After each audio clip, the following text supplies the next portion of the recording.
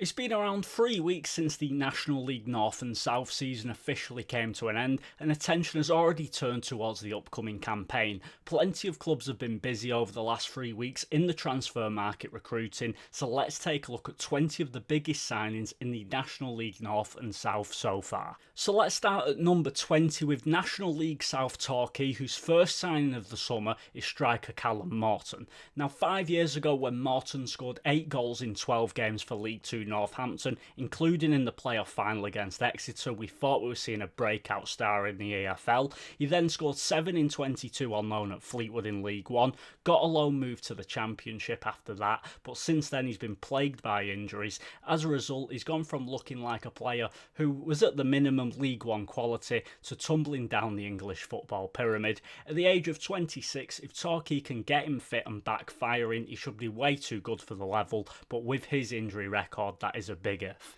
Now on to number 19, National League North Radcliffe have signed striker Max McCarthy from Congleton Town. Congleton play in the NPL West, 2 divisions below the National League North. Now just 12 months ago, Radcliffe signed a striker called Rio Clegg from Trafford FC, who also play in the NPL West, and he proved to be a gem of a signing, finishing as Radcliffe's top scorer last season with a whopping 27 goals. So naturally they thought, that worked well, let's go and see if we can find another gem of a striker from that league, hence why they've signed Max McCarthy. His goal scoring record at Congleton is very impressive. In the 24-25 season, he managed 25 goals. Last season he struggled with injuries and missed a lot of the season, but still managed 16 goals. He's a quality finisher that seems to have the skill set to make the step up, and Radcliffe will be hoping he can adapt to the higher level in the same way Rio Clegg has. At number 18, National League Southside Chelmsford have signed 22-year-old goalkeeper Adam Hayton. He came through Tottenham's youth academy before getting a permanent move to Barnsley. He had a superb loan spell last season at Bishop Stortford in the league below, where he won Player of the Season and looked to cut above the level. He's an exciting young keeper, so let's see how he gets on. Now on to number 17, we've got National League North Hereford, who've signed Finn Holmes from Hales Owen. At 20 years old, this young forward is a very exciting prospect. He impressed on loan at Bromsgrove and Stourbridge. Then in September of last season, he joined Hales Owen in the league below, where he had an outstanding season, scoring 17 and assisting 17 to help them finish inside the playoffs. At Hales Owen, he's played as a striker, but tends to drift out wide, using his pace and trickery to beat his man and cut inside. He looks a very promising signing, and let's see if he can make the step up. On to number 16, we've got Slough, who've been very busy early on, bringing in 3 new signings already, but the most exciting out of the bunch has to be attacker Lewis Walsh. Now this isn't his first spell at Slough. He spent time at the club back in 2022 where he played 12 games, and at the time he was very raw. He showed flashes of skill but wasn't really good enough. Since then he's gone away, developed his game, and he had an outstanding season at Tame United, scoring 25 and assisting 14. He's returning to Slough a much better player than the first time around. He seems to have added the end product that he was missing, and it'll be very interesting to see how he gets on in the National League South. On to number 15, we've got National League North Merthyr bringing back striker Kane Simpson. He was at Merthyr during their promotion season in 24-25 where he was excellent, scoring 20 goals, but rather than make the step up to the National League North, he decided to stay in the Southern League, which Merthyr fans were gutted at. He ended up scoring 20 goals for Gloucester last season and was pivotal in them finishing third, so Merthyr fans are over the moon to have him back as they've really missed his physical presence up front last season. Plus he's a pretty decent replacement for a certain striker that Merthyr have lost, who will appear a little bit later on this list. On to number 14, National League South Ebbsfleet have signed striker Daniel Ogileye from Brentwood FC. He's someone who this time last year had just had a phenomenal season, scoring 43 goals for Brentwood, which attracted a lot of attention from clubs higher up in the pyramid. Both Colchester and Fleetwood were rumoured to be interested in him. He actually ended up having trials at Barnet, Southend and Halifax, but never signed for any of them. He stayed at Brentford and just scored another 23 goals last season. He's a very energetic, pacey striker, loves playing off the shoulder and running into space, and let's see if he can live up to the hype that his name has been getting. At number 13, we've got Tom Leahy, who turned down a new contract with Tonbridge Angels, only to sign for local rivals Maidstone and say he's back where he belongs, which won't go down too well with the Tonbridge fans. Leahy is an attacker who can play anywhere along the front line. He was on loan at Maidstone Maidstone a while back when he played for Millwall and wasn't brilliant the first time around, but last season he improved a lot and had a decent season, scoring 10 goals for Tonbridge in the National League South, and Maidstone fans will be hoping he's better utilised and they can get more out of him this time around.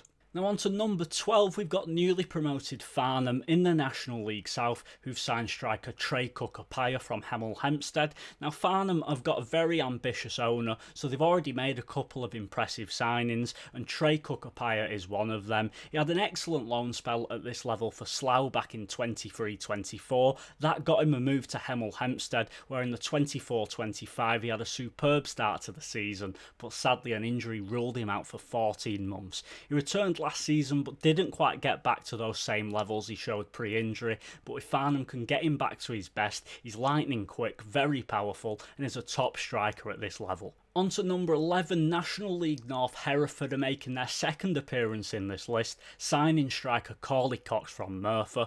Chorley is a local lad who during the 23-24 season played for a team called Westfields where he scored 24 goals. Now Westfields is about a 10-minute walk from Hereford's ground, so when Merthyr signed him the following season and was banging in goals for fun, Hereford fans were thinking why the hell did we not sign him, but they can finally stop going on about missing him. He was excellent for Merthyr last season, scoring 13 goals. I think sometimes he is missing that ruthlessness in front of goal, but it's what he brings off the ball that makes him so good. His work rate and endless pressing is such a pain for opposition defences, and it's a very solid signing for Hereford.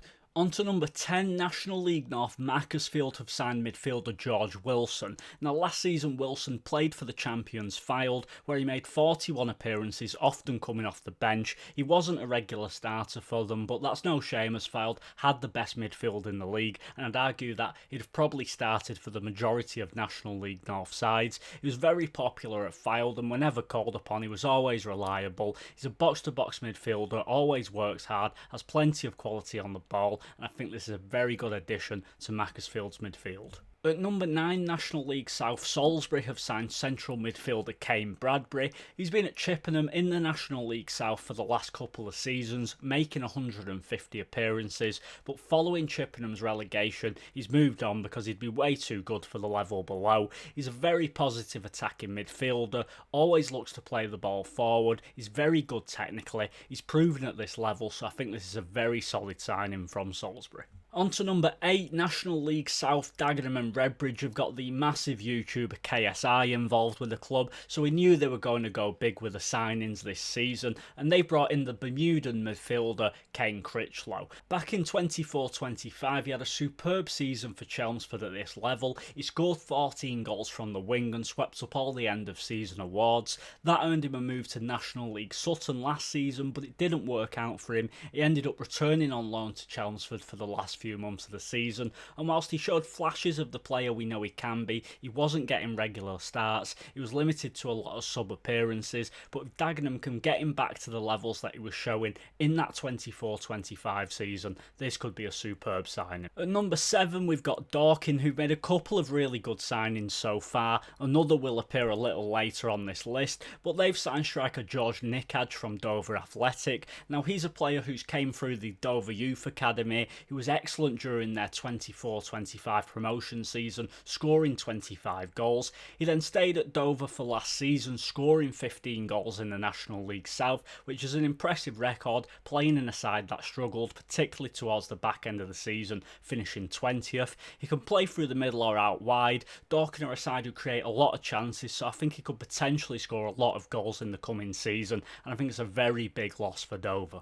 On to number 6, we've got National League North Chester, whose first signing of the season is striker Jacob Hazel from Buxton. In 24-25 he scored 13 goals in the National League, and his form was pivotal in Boston surviving with their great escape. He then got a serious injury which kept him out for the majority of last season, but he returned for the final 5 league games where he scored 2 goals and looked to be back to the player he was despite the lengthy injury. Boston wanted to keep him, so this is a real coup for Chester, Leicester to get him to drop down a level, as he's proven that he can score in the National League. He's a strong, powerful forward, and I think this is a superb signing. Now moving on to the top 5, and at number 5 we've got National League North Telford signing centre-back Zach Lilly. He's been a mainstay in Brackley's defence for the last few seasons. He was superb for them in their promotion out of the National League North and was a regular in the National League last season. He's one of the best ball-playing centre-backs you can ask for at this level, always confident on the ball, solid defensively,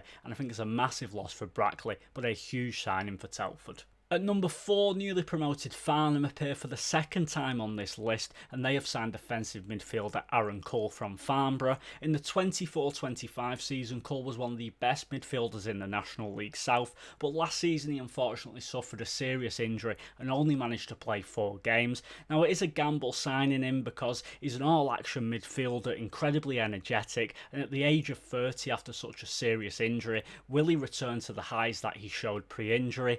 If he can, then this will be a sensational signing. Had he been fit, he would have made a huge difference for Farnborough last season, and I don't think they'd have struggled anywhere near as much as they did. At number 3, we've got National League North Oxford, who were in relegation trouble for a lot of last season, but have managed to make a massive signing, bringing in striker Tyrone Marsh from Bedford.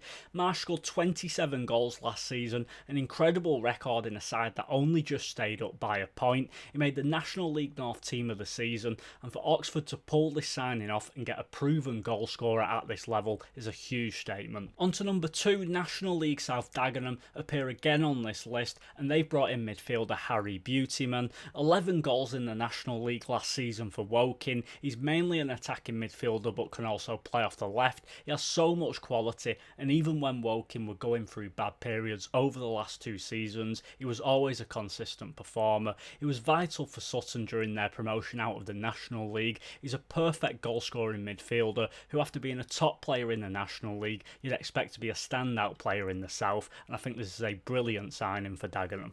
And finally, at number 1, we've got Dorking, who have signed midfielder Josh Barrett from Aldershot. During the 24-25 season, he was unbelievable in the National League. He's the type of player who can just create that spark of magic to win a game out of nowhere. He scores a ridiculous amount of worldies, and last season he was a bit hit and miss. He got injured and wasn't quite at his best when he came back, but if Dorking can get him fit over pre-season and keep him fit throughout the season, he will be one of the best players in the division. With Dorking losing Charlie Carter, I imagine he'll play as the number 10 behind the strikers, but at his best he's a top National League player, never mind for the National League South, and I'm very excited to see how he gets on.